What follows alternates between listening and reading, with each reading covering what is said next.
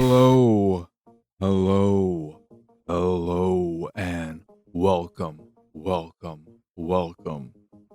the Pixelated Sausage Show. Hi. How is everyone doing? Hopefully well. I'm, of course, your host, Mark Kuznez. So, did you get a Switch 2 pre-order? Did you try to get one? Do you even care about the Switch 2? Depending on where you are worldwide. Well, worldwide is a whole different story because pre-orders went live earlier and blah, blah, blah, blah, blah. But of course, we're talking about the States because that's where I live. And that is where pre-orders went live a day ago at the time of this recording. And it was, as to be expected, quite messy. And the messiness of it all varied from store to store. So we had the pre-orders go live at midnight Eastern, 11 p.m. Central, so on and so forth. 24th, midnight Eastern for Eastern. I was going to say for New York, but also other Eastern time zone cities and states. But we had them go live at Walmart, Target, and Best Buy. Sans Best Buy, which was about 20 minutes late to the party. Target was the worst of the bunch in that they had no plan in place, whereas Walmart and Best Buy both had line systems, but those also were finicky. Get to those a little bit later. Target, however, was just, hey, when it hits midnight, it'll be available to pre-order. Fucking go. Have some fun. Try and get it. We're fucking out of this. They just basically did a mic drop. They basically just said, hey, pre-orders live, dropped it, have fun, go at it, good luck, we're out of here, peace out. And it was a fucking mess. The site was down for a few minutes and then came back up and then was just a bit of a disaster. It seems like people were able to find success through the app. I tried the app and the website and it failed for various reasons throughout the process. Whether it didn't want to completely check out of the cart, I couldn't get it to place the order, or that it deleted my payment details or did something with them that I made sure was in all of these websites, in Walmart, Target, Best Buy. I made sure all of my payment details, addresses, etc. were ready so I wouldn't have to bother with that, deal with that in the checkout process if I were lucky enough to snag a pre-order or get an opportunity to snag a pre-order. But that was suddenly all gone, and they said there was something wrong with this address or that address. I tried to update this thing and then it just wouldn't even load up. Target was a fucking mess for me, and that was an immediate failure. So my second option was Walmart. Walmart had a line system, but their line system was confused and weird, and I don't understand how it worked. And maybe I would have been able to check out much earlier, but it didn't give me any indicators because I got in there right away, got in line. I think I had a 20-minute wait or something, and it got down to 1 minute, and then no progress. Nothing was happening. It didn't give me an opportunity to pre-order. I said, keep me in line, but let me shop. And I went to another page, and then suddenly my 1 minute estimated wait jumped back up to 10 minutes. And I looked at it and just like, okay, well, I'm fucked. And then it got back down to 1 minute again.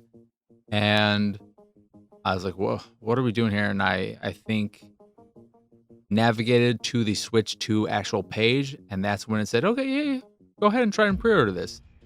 And I got in my cart, tried to check out, and it just kept erroring, maybe because at that point they already sold out of their allotment.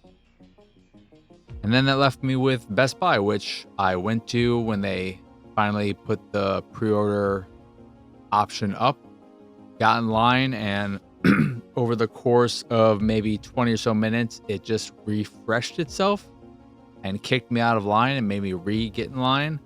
And I thought that was it for me. But Eventually, Best Buy opened up for me, gave me the option to pre-order, and I managed to get a pre-order of the Mario Kart World Switch 2 bundle. So I got lucky in the end. Even though I had some friends who managed to get pre-orders and would have given me their pre-order if I wasn't able to get one myself, I wanted to get it myself. And it was very annoying too, because as I was struggling, 3 friends all managed to get a pre-order, and all of them didn't want to switch. One wants one for his kid, so yes, he's still one to purchase and keep for himself, but if not for the kid, he wouldn't want one. So none of them, the people who got those pre-orders before I was able to get one, actually wanted a Switch 2. And me, really wanting one, as someone who hasn't really liked their Switch 1, but looks at the Switch 2 as what the Switch 1 should have been, I wanted one and I couldn't get it. It was really fucking frustrating. But it was a bit of a mess. I don't know how GameStop worked out, specifically with the online pre-ordering, because I was already done with it. I didn't have to bother with it anymore. So that could have been a mess as well, potentially. But I hope those of y'all who wanted a Switch 2 and were trying to get a Switch 2 managed to get one, or had a friend who managed to get one and is going to give you their pre-order, something along those lines. Because, you know, I like people to be happy. I also don't care if I get it around release date. I think it says it will ship or whatnot on or around launch day. Whether that happens, I don't really care. All I care about is getting one for myself. And it doesn't matter if I get one a week later after launch or something. I'm not there to play day one. I just want to make sure I get one and get ready to go back and play a lot of games in my back catalog that I've been waiting for the Switch 2 to come out for. But it was a mess. It was a mess. I also pre-ordered, not sure if I'm going to keep it, but I went ahead and pre-ordered the Pro controller for the Switch 2, even though the Pro controller for the Switch 1 will be compatible. I just don't really like that, and some of the changes I've seen for the Switch 2 Pro controller seem very nice, and I'm also curious if it, probably not, but I would really like it, and this would be a seller for me on its own, if it no longer wakes from any button being pressed. That is the thing I hate about the Switch Pro controller. It has incredible battery life, for sure, but it doesn't fucking matter when if you breathe on it, you walk past it, and a little breeze blows by it, it fucking registers an input on one of the buttons, and it decides to wake up, and it's like, huh? Do you want to use me? Do you want to use me? You want to play Switch? Huh? And it's doing that all the fucking time, so that regardless of the fact that the battery life is great, my Switch controller, before I put it in a dock and all that, it was always dead when I wanted to use it, because it would fucking somehow keep getting activated wherever I put it, no matter how gently I placed it down, no matter if I put it and I didn't place it against a wall or anything. I just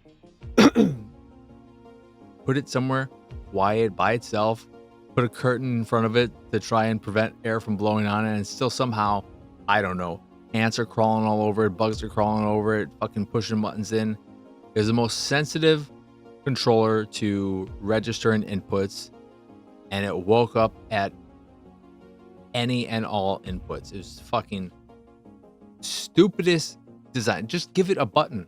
PlayStation and Xbox, they have specific on-off buttons. Just give it one of those. But I don't think that's the case, unless if it is, that'll be awesome. That is kind of one of the things I was hoping to hear in some hands-on previews, but I don't know how many people think of that as an issue as much as I do, at the very least. But I'm excited to get my hands on it when it eventually comes out, and I'll have to pick up a few vouchers to grab those Pokemon games I want, specifically most likely Violet, and then the A to Z, AZ, whatever that one is, first one that came out. I'll probably pick up that as well. But yeah, that was an event. That was an event for sure. And then, as was rumored for so long and leaks came out recently, we got the official announcement of the Elder Scrolls for Oblivion Remastered is what they call it, but it very much looks like a remake. One, visually, it looks like a remake. I think at one point in the reveal, the one artist says that they rebuilt every asset from the ground up. Sounds like a remake then. It doesn't sound like you just took the foundation, the assets, everything from the original release and just up-res them. You didn't just take them and make them from 720p assets to 4K assets or some shit. It doesn't look like it either. So that alone would indicate a remake to me. And then changing systems, changing the way combat feels, adding weight to this, adding this and that. I don't know why you don't call it a remake. I don't know why you call it a remaster when it so clearly doesn't look like a remaster. But that came out, and I am very excited to eventually play that. I wanted to I considered maybe streaming it right away, but I had already committed to Need for Speed Unbound, and I'm a stubborn little idiot, and I kept playing that until beating it earlier this evening, and that was not an enjoyable time. But I am super happy that it's real, it's out there, and I would love it if this somehow led to a Morrowind remake.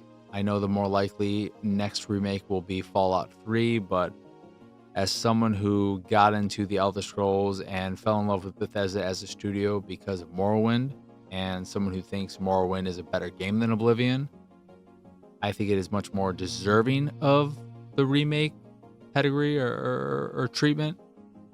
But I understand why Oblivion, which is a much more popular game in the series, of course Skyrim is the most popular, but Oblivion is the one that a lot of people came to the series for. Morrowind definitely had its reach, but Oblivion was the first real console Elder Scrolls game. Morrowind was on Xbox, but the predominant user base, the majority of players, myself included, played it on PC. I played over 1,000 hours into that. I don't know how many thousands of hours. Got into the mod community. I've talked about that before. It's the only game where I ever got really, really deep into the mod community, built mods of my own. Nothing substantial, nothing like the Havish mod, which was an incredible mod that felt like real paid content. It felt like an expansion. Maybe not to the same extent as something like, was it Tribunal and Blood Moon?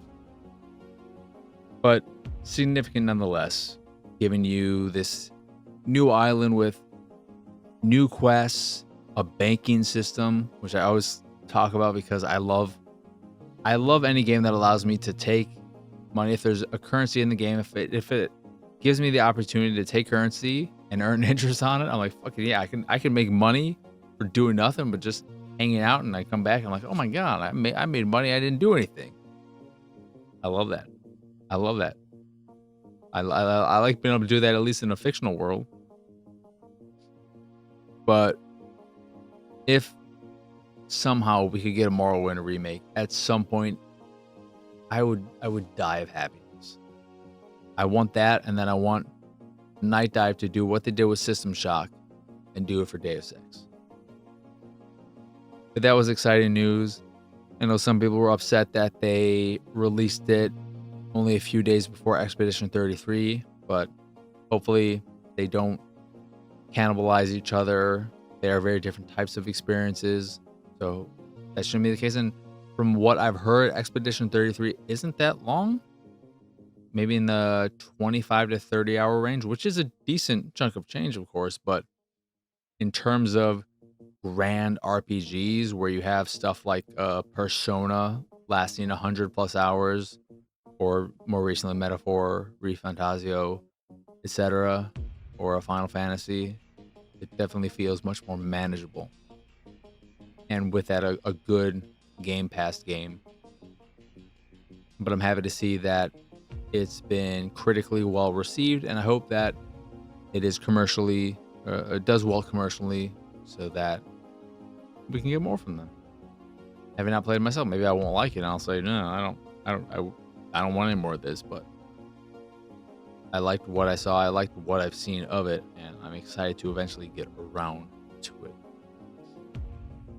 And it's, I think, $50 along with the Elder Scrolls Oblivion remake, remaster. Technically, again, that's what it's called.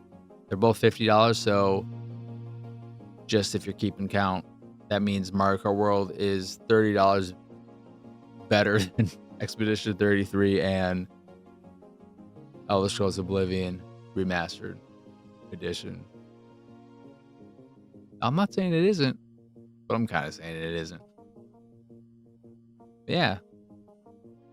That's a bunch of news that happened and whatnot. What did I play, though, you're asking? Well, it's kind of news-ish. Rematch had multiple betas, and then in the most recent beta this past weekend, where you basically just went on Steam, said, hey, I would like access to this, and then shortly thereafter, it would say, hey, you've got access to this. I played 4 hours of it and had a really, really, really good time. This is one of the games I've been most anticipated for ever since it was revealed. Where was it? Was it at Summer Game? Was that the Game Awards, I think, maybe? Wherever it was revealed, I thought it looked incredible. From a visual standpoint, I love the look of it, the vibe of it. And from a gameplay standpoint, it looked like what I wanted from Rocket League. And yes, get your jokes out of the way. This is Rocket League with people. Oh my God. Who would have ever thought of that? Har, har, har, har, har, har. It is just so much fun. And of course, it is challenging. It is a middle ground, I'd say, between your arcadey, more traditional soccer games like a FIFA or Pro Evolution Soccer, which is what it was Winning 11, then it's Pro Evolution Soccer. Is it still that, or is it something else now? I don't know if they just call it PES. It's a free-to-play thing. I think it might be eFootball. That might be what it is. Doesn't matter.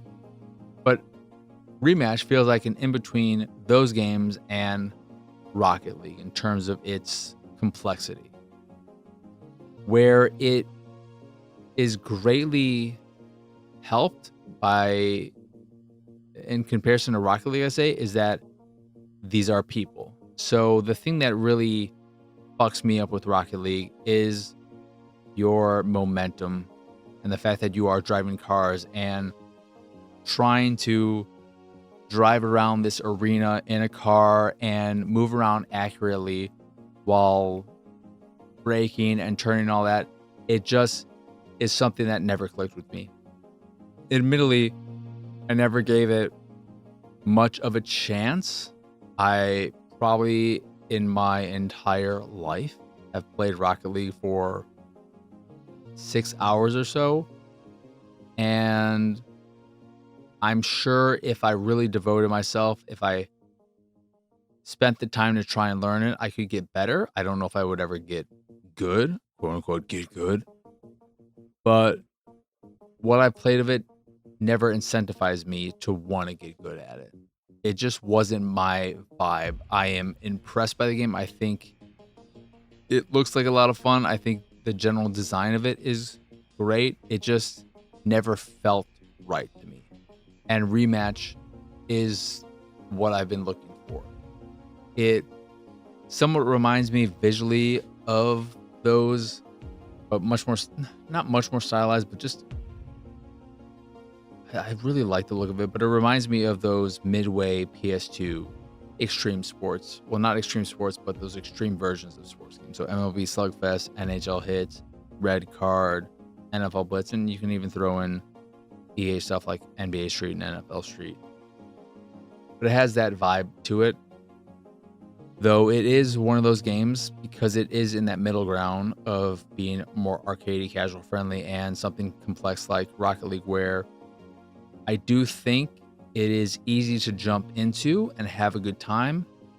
It is a game that will take time to master. The controls are simple if you just break them down, but how everything works is where things become tricky. The hardest thing for me is passing. Accurately passing is a nightmare that I'm still not great at. But with shooting, you hit the shoot button and then you have the on-screen cursor, and then that is where you're going to be aiming. And your aiming is wild before you initiate the shoot, and then when you start to shoot, it becomes much slower, and you can just kind of refine where you're going to kick it after you initiate it. That feels pretty good. In terms of defense, it feels like sliding is almost useless. One of the things that really goes a long way in making the game enjoyable is that, one, matches are only 6 minutes long, and that felt like the perfect amount of time for a match to take place, unless you score 4 goals, 4-0, or get up on a team 4 goals. That is the mercy defeat. So you have the mercy rule there. But the lack of offsides, penalties, anything of that nature keeps it so that the game is always going. Because that, in any kind of sports games, and even if you're watching them, penalties and all that jazz constantly slow the game down, bring everything to a halt, and that kills the pacing a lot of the times. But you don't have that here. And I think that goes a long way in making games flow in a very enjoyable way. And there's just no downtime. I like playing as goalie. Goalie was fun. It might actually be the position I enjoy the most. And it also is a case of when you pull something off, if you make a nice play, whether you're a goalie or a striker, and you score a goal, you feel a great sense of satisfaction. But on the opposite end, if you let a goal get by you, or you fail at scoring a goal, you hit the rail, or the goalie gets it, whatever, there is that sense of wanting to do better. You don't feel defeated. You feel like, I want to get better. And that's a great feeling to have when you fail, as opposed to feeling like shit, like you just fucked everything up and you're a worthless piece of crap. Instead, you want to make up for it. You want to get better so that that doesn't happen again, or so on. And that was a enjoyable little thing as well. But I am just very, very excited for it to come out for real. And I want to play more of it. I want to get into it. I want to get good at it. I want to learn how to pass accurately. I want to be good at defense, and I want to be good at every aspect of it. The one thing that I notice in just playing with randoms is that the way it works is that the positions you start off in, basically where you are on the field, because everyone is kind of a striker. I mean, you have defenders technically, but you're just going to go back and forth, everyone who's not a goalie. But they change between every possession. So every time a goal is scored, you'll be changing your position. And that means that everyone is going to be goalie every game. You're just, unless, even with the mercy rule, unless you're playing a 5-player match, everyone's going to be goalie at least once. However, some people just don't want to be goalie. And when that happens, it kind of sucks, because if it's not made clear and you don't look behind you, you might not realize that your net is empty.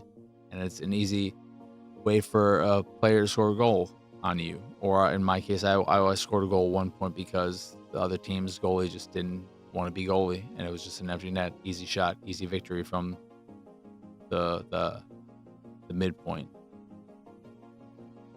But I really, really like it. And would highly recommend if they do another beta, jumping in, trying it out, or just giving it a shot when it comes out for real in June. And I believe the standard edition is only $30, so not too pricey. You could get Expedition 33 and Rematch for the price of one Mario Kart World. Sounds like a pretty good deal to me. I don't think Rematch is Game Pass, because you could also just get Game Pass and get all three for the price of Rematch. I'd rather, what is it, $25? Is it $23 for Game Pass if you just were to do a month? But Rematch is awesome. Then, in some real games I played, we have Mandragora, Whispers of the Witch Tree, and this is a side-scrolling action RPG that takes a lot from various genres like Souls and Castle, Metroidvanias, and whatnot, and does so with this very striking art style that I like. There's a glow to everything that is appealing to me. It reminds me somewhat of that recent-ish upcoming, I think still in early access game from the Ori developers. I forget what it's called. No Rest for the Wicked, maybe. But there's something about it where like everything's kind of got this sheen to it, this glow to it, and it looks really, really nice. And when you have dialogue between characters, it's just the standard models in the world, but then you get this full-on picture of a close-up headshot of the character speaking, and they're not moving their mouth or anything, so there is kind of a disconnect there, but it's just very, very high quality, good looking art. I will say the game has a terrible first impression, or makes a terrible first impression, by dumping a lot of story on you and dialogue on you before ever letting you take control of the character and engage with the gameplay. And then even after you first get your hands on the controls, you're kind of just going through this very minimal, dull tutorial type experience with even more talking. And that was a rough beginning. I was just sitting there like, can I play this game? Can I see what this game is before you keep dumping all this lore on me? But when I actually got to the gameplay, it was pretty solid. It's standard action RPG type combat where you have, I think, 6 classes to choose from. At the outright, I went with the melee pyro hybrid class. So I have fire powers, and I'm pretty good with one-handed weapons. And the way combat works is very much so, at least in what I played, I've defeated 2 boss type characters.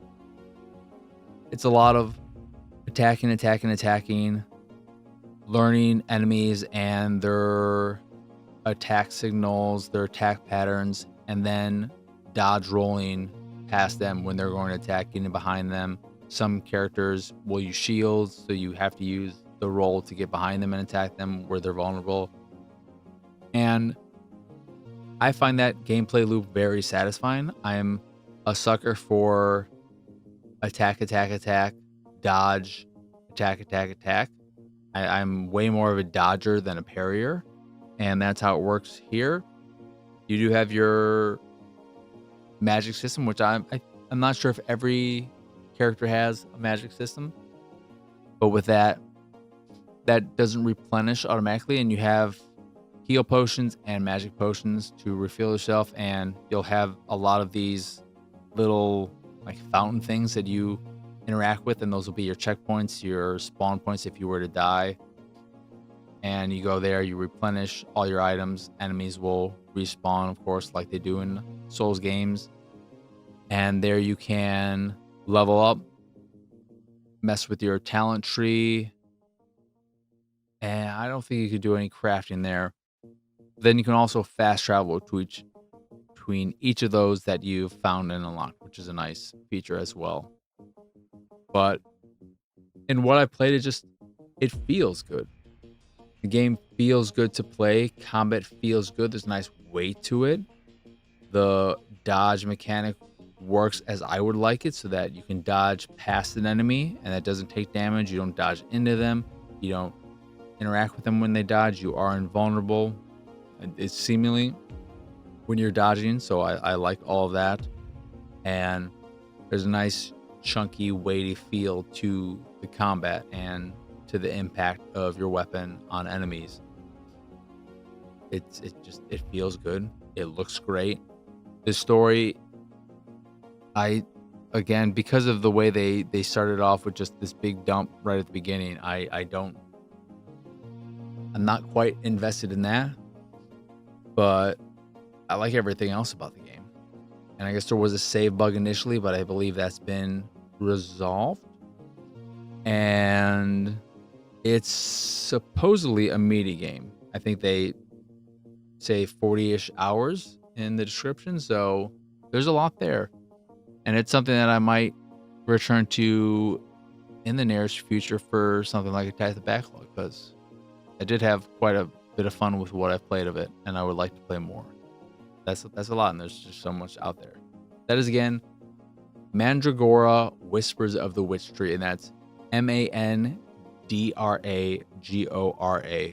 Whispers of the Witch Tree.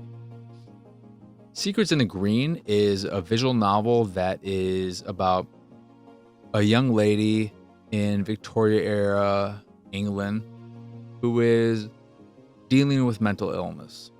She's had some kind of delusions and stuff of that nature, and her father sends her off to an estate, I guess, in the countryside to hopefully help her recover from what he thinks is ailing her. And she is there with this guardian helper lady who is very much so on her father's side. And it follows this young woman as she starts interacting with what she seems or believes to be Mother Nature, as she finds leaves that are leaving her messages, and she's communicating through these leaves. No one else is believing her. They think she's having delusions and getting worse, and she gets hysterical at some points and scares a neighbor, and it goes certain places. There are a few endings. The one thing about the game, in comparison to a lot of other visual novels, is that it's very, very short. You can easily get through one playthrough of the game in a sitting if you played it for, I don't know, maybe 3 hours. Definitely a very manageable visual novel. There are 3 endings, 2 bad endings and a good ending. I got the good ending. Now, I don't want to speak too much about the story, just because, I mean, that's all a visual novel has going for it. There aren't a lot of choices. There are just a few, obviously, because you need to have some choices in order to reach different endings. But it's a decent story, decent visual novel.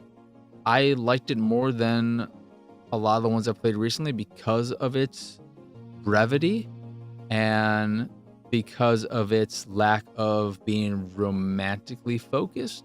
And that might be a turnoff for a lot of people. There's no real romance or anything of that nature. It is just following this young woman's story. And it's a decent, well-written story that doesn't really break any new grounds or explore the aspect of mental illness as much as I would have liked, probably, but it's a decent little aside. It's a decent short story in the grand scheme of things. So if you are a visual novel fan, it might be worth checking out if you want something quick to get through that's well written and a little different than the usual. Because I always think of a lot of visual novels as feeling the need to have some kind of romantic angle to them, or some kind of extreme angle, and it doesn't have anything of that nature. But I thought it was all right. I thought it was solid. That is, again, Secrets in the Green. Moving Houses is a first-person game where you are, I think there might be some multiple houses. I spent a little over an hour in it. just gradually packing up this house. So it falls into that space of something like a power wash simulator or whatnot, where you're doing a very monotonous action or doing monotonous actions, and in a way it's relaxing, but it is just fine. I packed up the front yard, then the backyard, then the hallway, then the living room, and then the kitchen, also the garage. But I couldn't open the fucking garage door to make it a little easier because I don't know why. And I believe when I was packing up the kitchen, the lights went out and I saw there's achievement for some ghost thing. So maybe at some point it gets a little funky with some things, but through that first hour plus of packing up all those things, all it is just picking up large objects and taking them to the truck in your front yard and throwing them in there, or taking boxes and throwing in little things until they're fully packed, and then taking those boxes and throwing them into the back of the truck. And that's all there is to the game. So it's fine, but nothing particularly special. And then Cargo is a game where you drive around a little truck in this small little single screen polygonal space. Got a handful of streets, and every now and again an obstacle will show up. Maybe there's street work happening, or there's a drawbridge that will eventually, like, it'll raise for what do you assume a boat driving by, but it just raises to raise. And you are trying to collect resources that you dump at a warehouse or whatever in order to make money, and through the making of money you earn stars that will give you a better score for each individual level. But the stars you are obtaining are what allow you to progress in the game and open up new levels. And as you are making your way through the game, the chain of production becomes more complicated. So at first it's just here is where you can pick up these resources, drop them at this factory that will create this one resource, and now you take it to the warehouse that will pay you for your goods. But then as you're playing more and more, you'll get to a point where you can take the resources to multiple different manufacturing locations that will give you different products. And you have in the upper left hand side of the screen requests that will give you a certain amount of money if you do them, and if you do them fast enough you'll get a bonus for them. It was fine.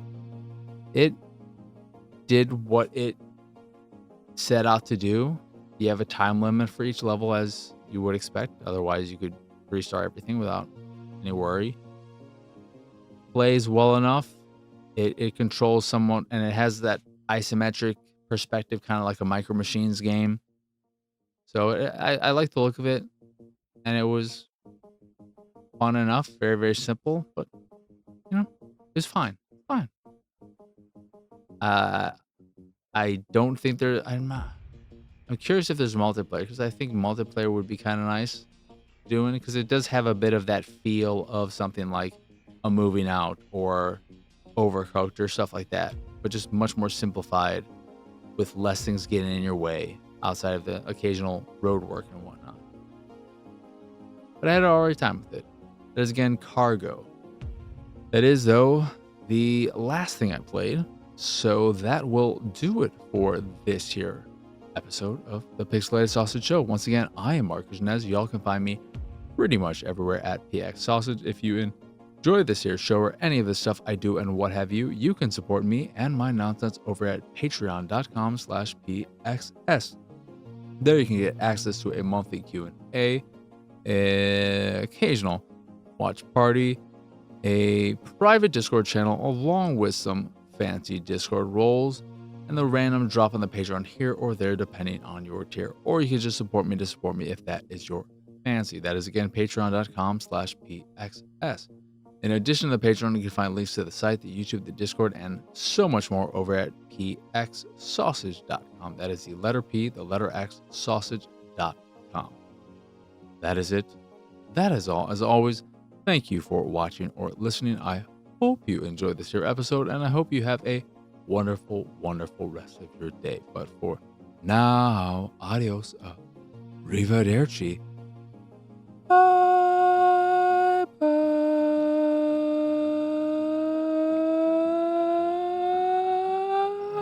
It's go time. Go daddy.